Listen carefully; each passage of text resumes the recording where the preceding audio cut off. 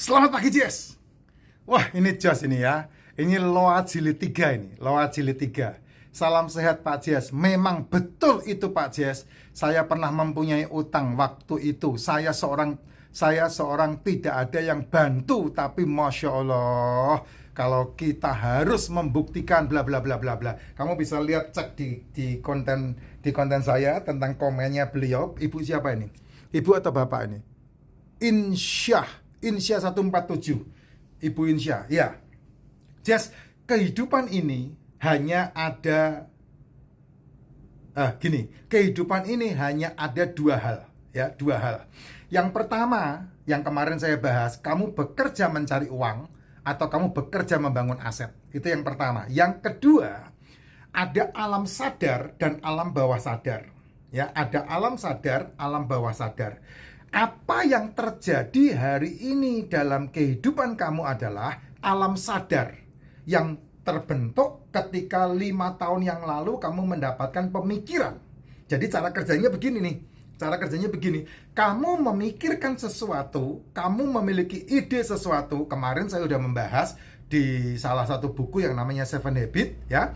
Ada habit yang paling penting yang saya sampaikan kemarin di konten saya Loa kedua atau Loa pertama saya lupa, yaitu memulai dari tujuan akhir. Apa itu tujuan akhirnya? Kamu pengen apa? Kamu pengen income 500 juta satu bulan? Kamu pengen income 100 juta satu bulan? Kamu pengen punya rumah bagus? Kamu pengen punya mobil bagus? Itu adalah keinginan. Tujuan akhirnya apa? Kalau keinginan kamu, tujuanmu itu sudah salah, kamu tidak bakal mencapai. Saya kemarin memberikan contoh, yaitu kamu mau melunasi utang yang di-spill sama ibu ini ya, Ibu Isya ini ya. Kalau kamu punya utang, tujuan kamu melunasi utang, maka itu tidak akan pernah tercapai. Tapi kamu akan terus berutang, gali lubang, tutup lubang seperti lagunya Bang Roma. Kamu akan gali lubang di sini, kamu akan nutup lubang di sini, kamu akan gali lubang di situ, kamu akan nutup lubang di situ. Kenapa? Karena fokusnya, tujuanmu adalah membayar utang, melunasi utang. Maka kamu tidak akan pernah melunasi utangnya. Tapi kalau tujuan akhirnya kamu bangun ya, memulai dari tujuan akhir income. Utangmu berapa? Umpamanya utangmu 100 juta. Maka kamu harus membuat target income kamu adalah 500 juta. Sehingga 500 juta itu menutupi utang, membayar utang, dan kemudian kamu mencukupi semua kebutuhan kamu. Nah, targetnya adalah 500 juta. Jadi fokusnya kepada hasil, bukan kepada cara. Fokusnya kepada hasil. Hasilnya adalah 500 juta. Saya harus mendapatkan 500 juta. Saya harus mendapatkan 500 juta. Seperti apapun susahnya, fokusnya adalah ke situ. Memulai dari tujuan akhir. Makanya saya bilang ada alam sadar, ada alam bawah sadar. Alam sadar itu isinya keinginan. Ya, keinginannya apa? Banyak. Punya income 500 juta. Melunasi utang. Punya rumah. Punya mobil. Ya, nyekolahkan anak ke luar negeri, nyekolahkan anak yang terbaik, ya, jalan-jalan ke luar negeri, umroh ke Yerusalem, kemana, semuanya itu adalah keinginan yang kamu buat. Nah, kamu sekarang harus fokuskan untuk bisa mencakup semuanya itu. Tujuan akhir yang paling penting apa? 500 juta kan? Nah, bagaimana caranya? Otak alam sadar kita dan otak alam bawah sadar kita, itu yang selalu menang adalah otak alam bawah sadar. Sedangkan alam bawah sadarmu tidak ada itu income 500 juta. Yang ada adalah ini tadi, kamu bekerja mencari uang, bukan bekerja membangun aset. Sedangkan 500 juta bisa diciptakan bukan dengan kerja mencari uang. Karena kalau kamu bekerja mencari uang, kamu akan dimiskinkan setiap harinya, setiap saatnya. Dan kemiskinan inilah yang membuat kamu nanti menjadi anggotanya BP9. Apa itu BP9? Berangkat pagi-pagi, pulang petang-petang, penghasilan pas-pasan, potong pinjaman, pingsan. Kok bisa begitu? Ya karena konsepnya kamu bekerja mencari uang. Dan itu yang terjadi di Amerika saja. 70% orang yang pensiun cari kerja lagi. Nah, enggak tahu di Konoha bisa 99% orang yang pensiun cari kerja lagi. Dan terbukti kan, bapak-bapak tentara kita, pensiunan BUMN kita, ya pasti ludes itu. Kalau nggak ketangkep korupsi ya pasti dimiskinkan karena investasi. Pasti seperti itu. Dan dia harus cari kerja lagi. Dokter-dokter yang sudah profesor pun miskin pada akhir pensiunnya. Kenapa ya? Karena mereka harus cari kerja lagi. Itu tidak aman pekerjaan mereka, karena desain otak mereka itu adalah bekerja mencari uang, tidak bekerja membangun aset. Nah, ini hal yang sangat penting sekali. Nah, bagaimana caranya tujuan akhir ini bisa menjadi sebuah kebutuhan saya? Kan itu hanya keinginan. Sedangkan yang menjadi kebutuhan adalah yang digenapkan di alam semesta di sekeliling kita, yang terjadi hari ini adalah kebutuhan kita. Jadi apa yang sekarang terjadi dengan kamu, mau gaji besar, mau kedudukan kamu diangkat menjadi supervisor, kamu diangkat menjadi manajer, kamu lulus kedokteran, kamu lulus insinyur, terus kamu diterima sebagai pegawai negeri, itu semua adalah terjadi 5 tahun yang lalu. Kamu berpikir apa?